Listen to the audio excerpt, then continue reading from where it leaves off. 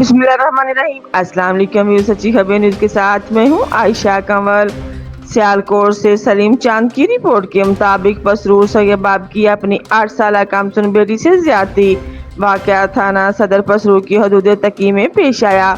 यहाँ मुलजम सजाद ने घर में अपनी 8 साल सगी बेटी को अकेला पाकर इससे ज्यादती कर डाली।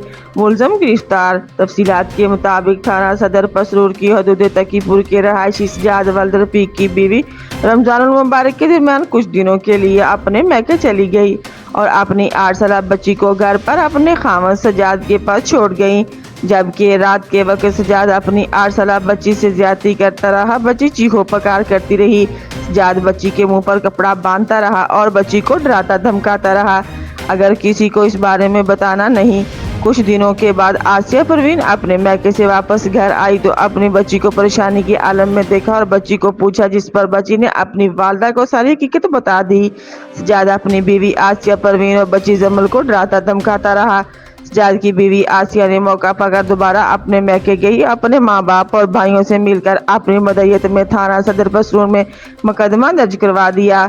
जिसके बाद एसएचओ थाना सदर पसरूर बशारत गौरसी ने अपनी टीम के हमरा कार्रवाई करते हुए सजाद नामी दरिंदे को गिरफ्तार कर लिया। जबकि तफ्तीश के दौरान मुलजम सजाद ने इकबाल जुर्म कर लिया। एसएचओ थाना सदर पसरूर बशारत अली ने कहा है कि इस दरिंदा नमा शख्स को कानून के मुताबिक सख्त से सख्त सजा दिलवाएंगे इंशाअल्लाह।